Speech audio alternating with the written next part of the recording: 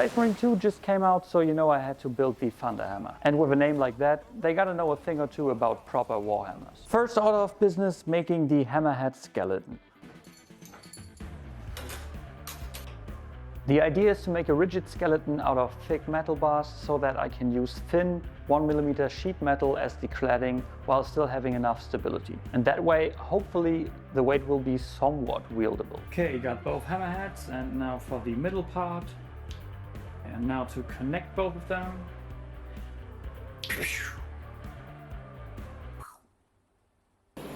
Pow! This seems a little bit excessive.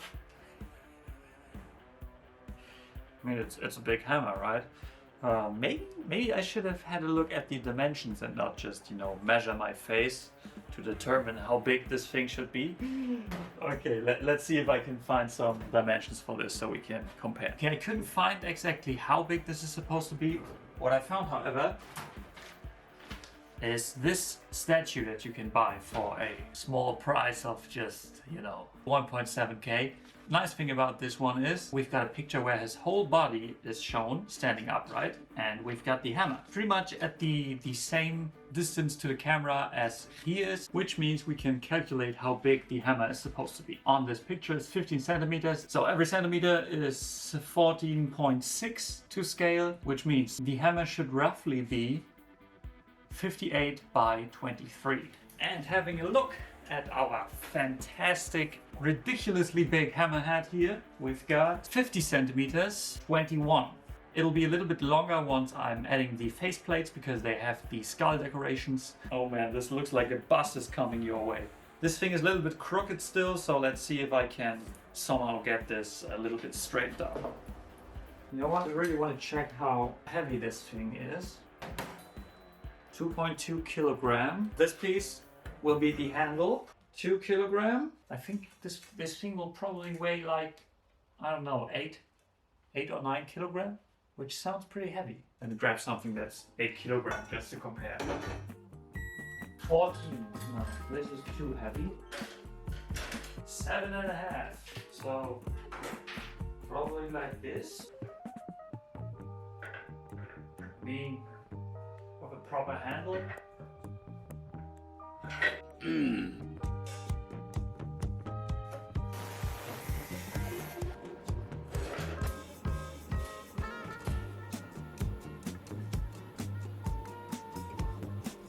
Now there was a lot of welding and cutting sheet metal ahead of me, but the Emperor provides.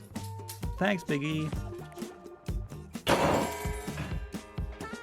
Skeleton done. Now we have to do some of the more intricate parts, and in-game obviously it's not just a huge piece of metal because, you know, it's called Thunder Hammer. I don't know if I should play around with electricity with this thing, but one thing we can do is put the thunder in here, because as we all know, 50% of the damage comes from the sound. So for comparison, hitting a piece of steel onto my vise right here sounds okay, but it doesn't really, you know, slap. If we take two pieces of wood, however, or basically like any two flat surfaces, let's have a listen to this.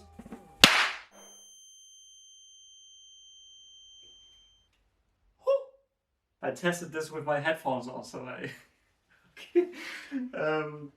This sounds a little bit more like Thunder Hammer.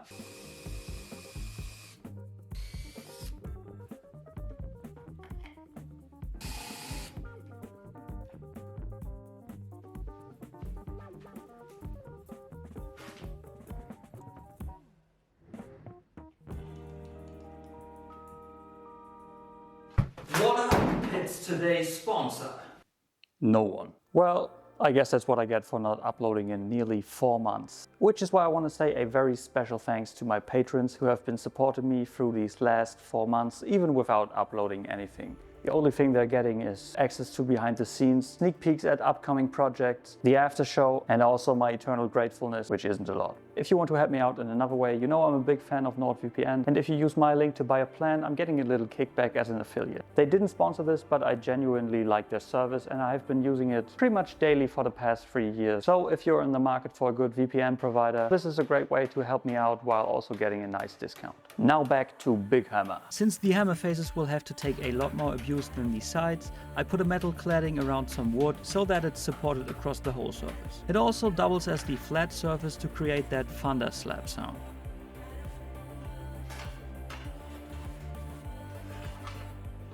So now in order for both plates to hit each other, I can't just put it on here like this, because then this doesn't create any sound. So put a little recess in here so that I can put a spring on here that still has enough room to be fully compressed beneath the surface of this plate.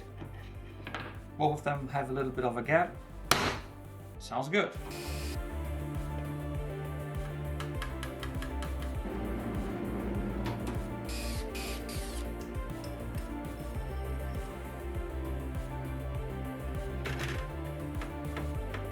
Let's see if the button actually works.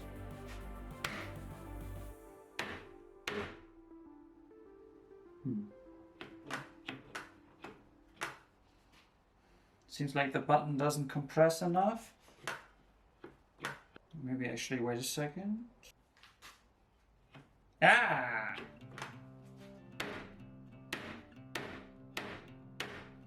I'm adding these blocks of wood so that the force of impact gets redirected into the rigid middle frame connecting both heads.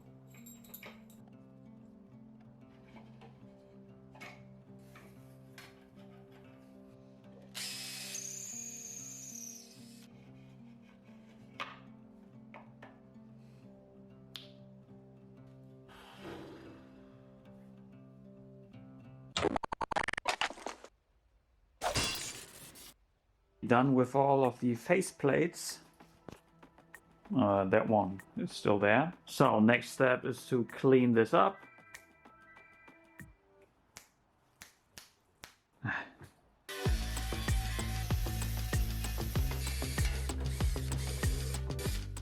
I also added these wooden boards that keep the blocks from falling out during a sample.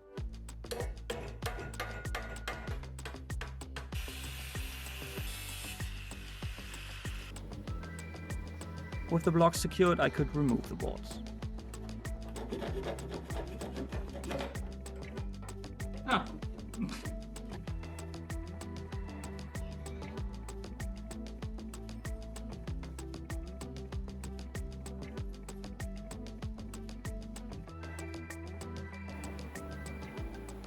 Okay, so with this welded on here, now I've got something to attach the handle onto. So with that out of the way, it's time to move on to some more intricate things. Boom.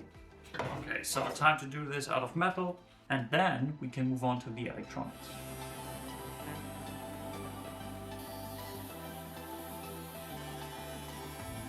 To keep the weight down, I'm using 1mm steel and bending over the edges so that they look thicker than they are.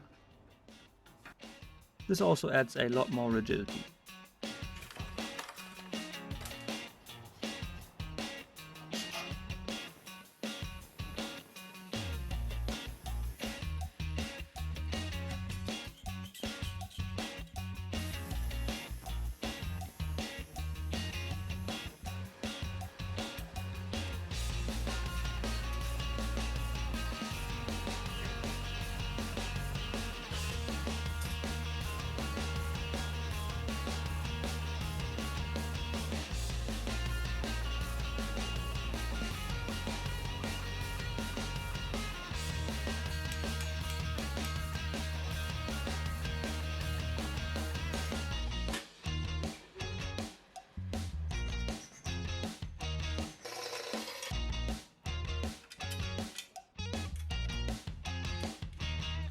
Really? With a fucking screw, I guess.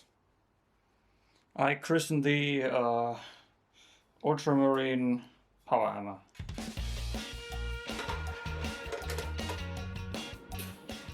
Now welding these on was a big mess, so in order to keep the crisp outlines of the rest of the pieces, I'm drilling a hole to weld them from the back.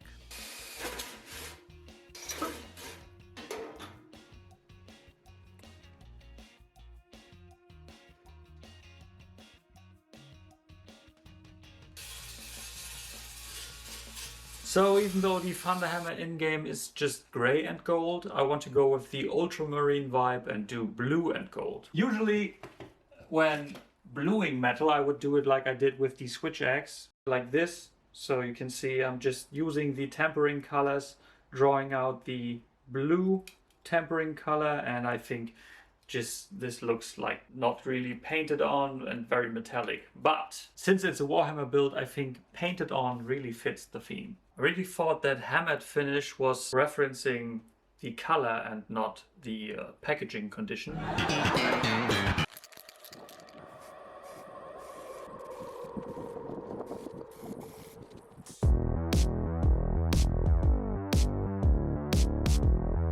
Got the eagle done. And now for the other side, since this will be a specific ultramarine Thunderhammer, I thought I'd do something different. So in the game, Titus is in the second company of the ultramarine chapter, which is the 13th Space Marine chapter. So yeah, pretty easy, right? And since this is the perfect combination of tedious and boring work, let's just do this. Okay. But I think the laurels and also the scroll work will be a little bit more interesting, so let's do that.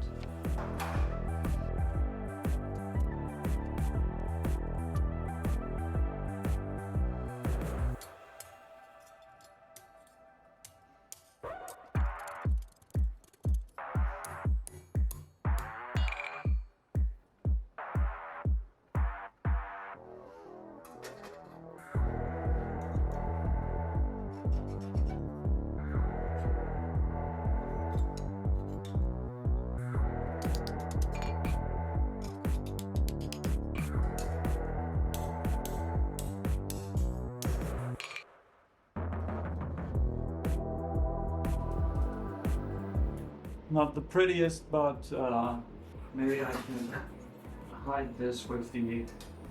Nope.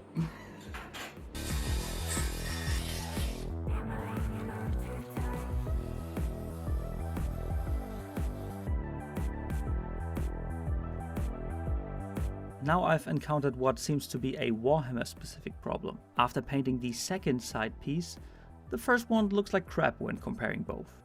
But I've heard this is a pretty universal problem. After painting the first one a second time, let's continue with the Imperial Cross.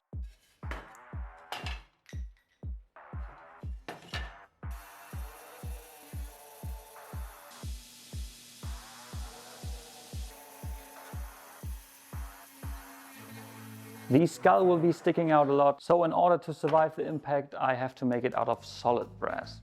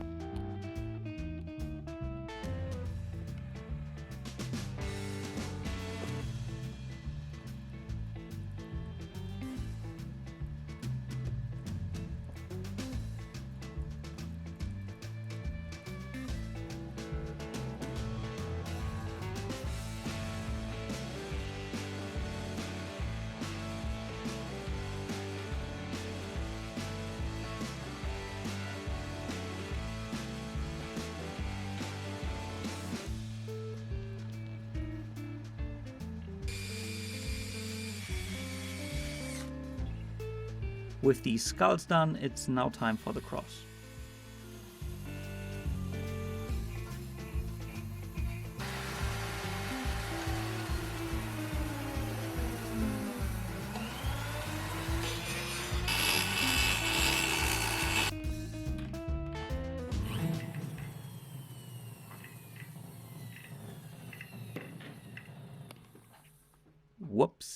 seems like I broke the shaft. I also cannot recommend touching it to see what's wrong, as my finger now has a peculiar half circle burnt into it.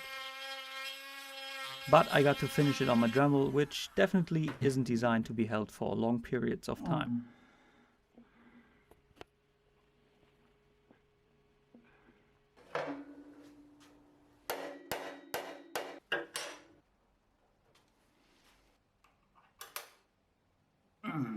Crap.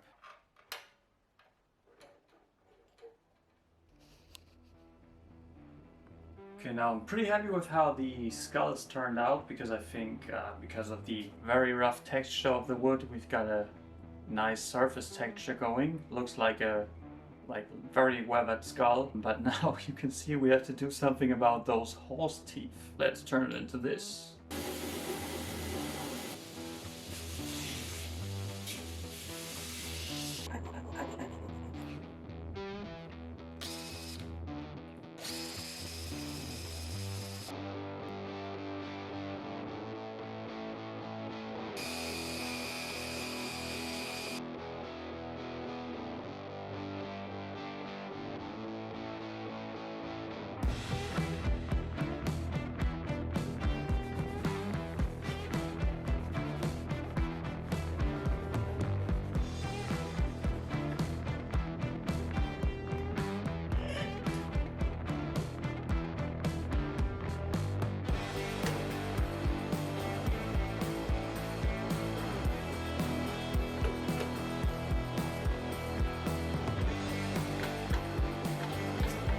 Jesus Christ.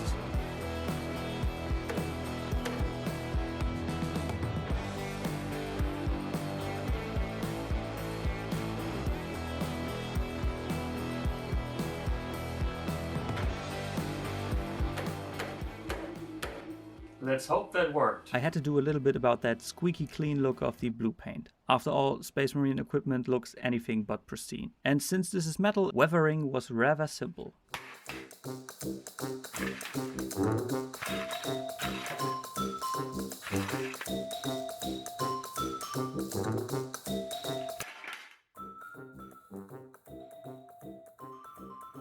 And now onto the electronics. No, that button wasn't just for the ad integration that never came. Since I've never done any of this, I'm using a combination of this website that allows you to create Arduino code for your own LED animations and ChatGPT. Let's just say it didn't go too well. This doesn't really look like the first loop I designed, so... Tech support wasn't of much help either, so here's a whole Saturday of me suffering. Okay, so I switched something, but looks like I didn't switch the right thing. So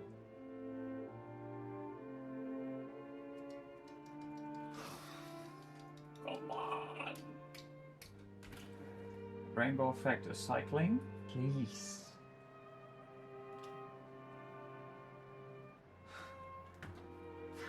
Why? Why just one effect? Do all of them, come on. At least someone was enjoying himself.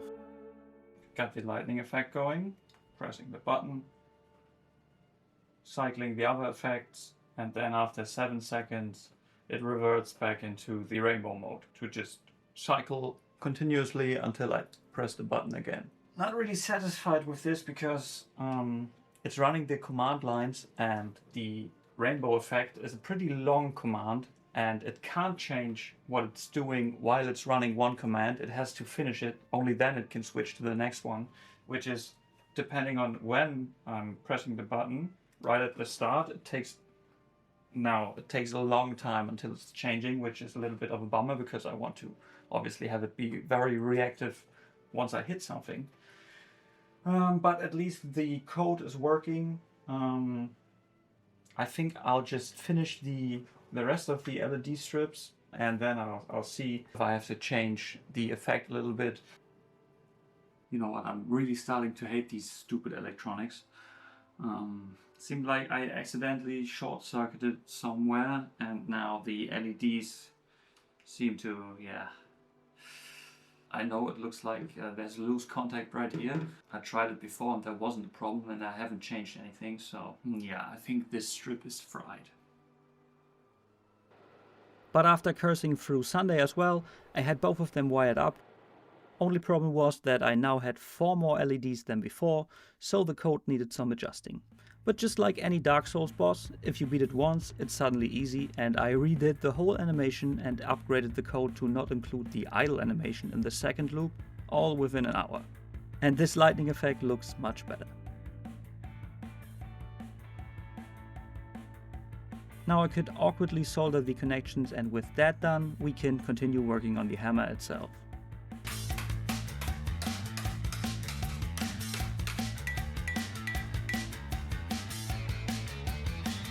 To continue, I think it's best to finish as much of the handle as possible before connecting it to the head.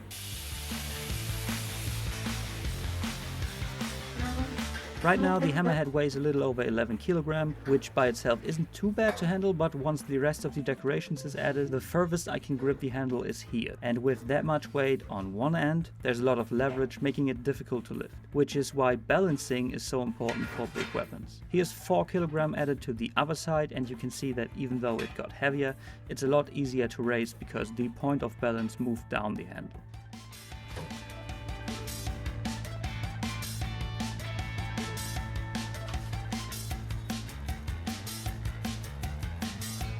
Put around 1.5 kilograms of brass in there, so let's see how the balance is now. Just for reference, this thing was 4 kilograms, so roughly here. So I wish it was a little bit further back, because you have to imagine, yeah, you can already see me struggling. I have to add a little bit more at the top, so yeah, I think the back needs to be heavier.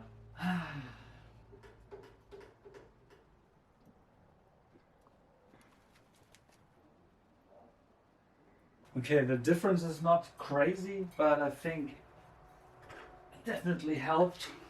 Now the balance point is right here at the highest part where I can still grip it with all of the rest attached. Keep in mind this will add some weight as well, but it's pretty close to the balance point. So we're at roughly 16 kilogram right now, and because of this you can see how quickly I can still get this thing around. Gotta be a bit careful to not wreck my workshop. I absolutely love the fact that just the handle is already as heavy as the sledgehammer from the beginning of the video, so. The metal tube I'm using has a wall thickness of 2 mm, which I thought was plenty strong, but with the hammer already weighing more than double of what I had anticipated, I want to reinforce the handle by hammering in 25 mm beech rods, but my ceiling wasn't having any of it. Not even sure if I'm making progress, to be honest.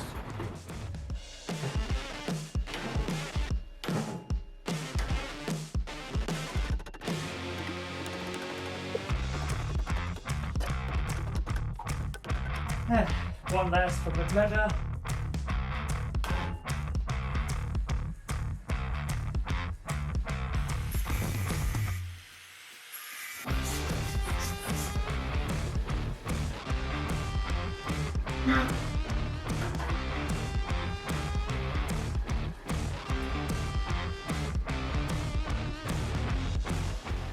For the rest of the handle I went with my usual way of hot brushing a brass finish, and just before closing up the top of the hammer I noticed this.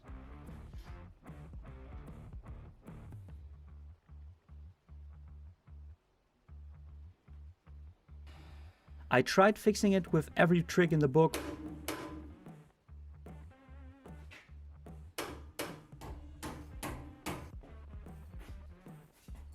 but it seems like I have to disassemble it to find the issue.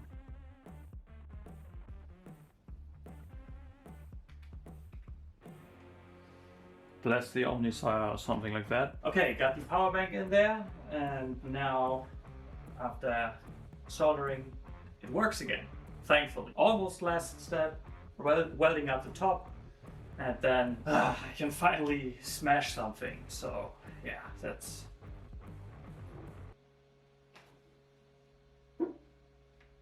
Forgot this part.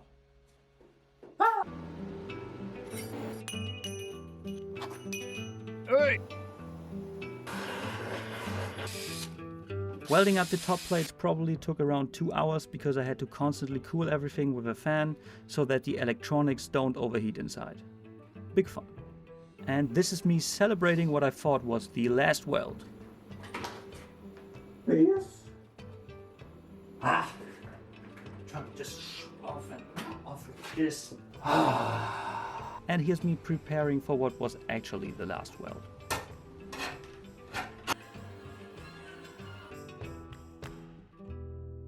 With the rest painted, it was time to wrap the handle. And since a round handle is difficult to index when swinging, I've cut some leather strips to make the handle slightly oval.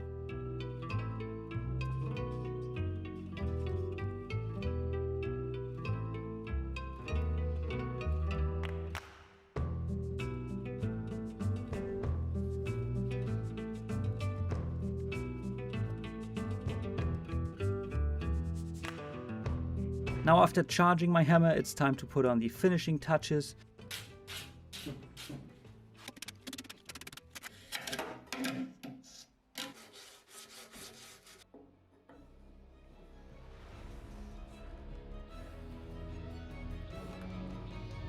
And with that and roughly 200 hours in the workshop, here's the Ultramarine Thunder Hammer.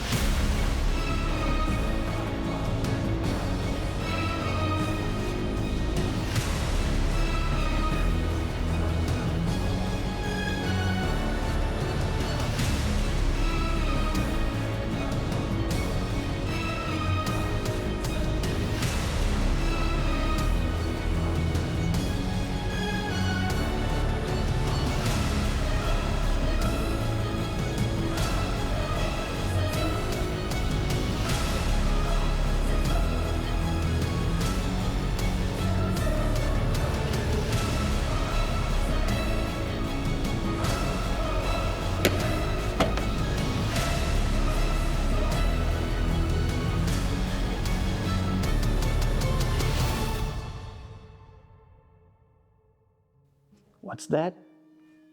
Only heretics don't press the like button? I mean, you gotta know it best, right? This hammer definitely leaves a mark.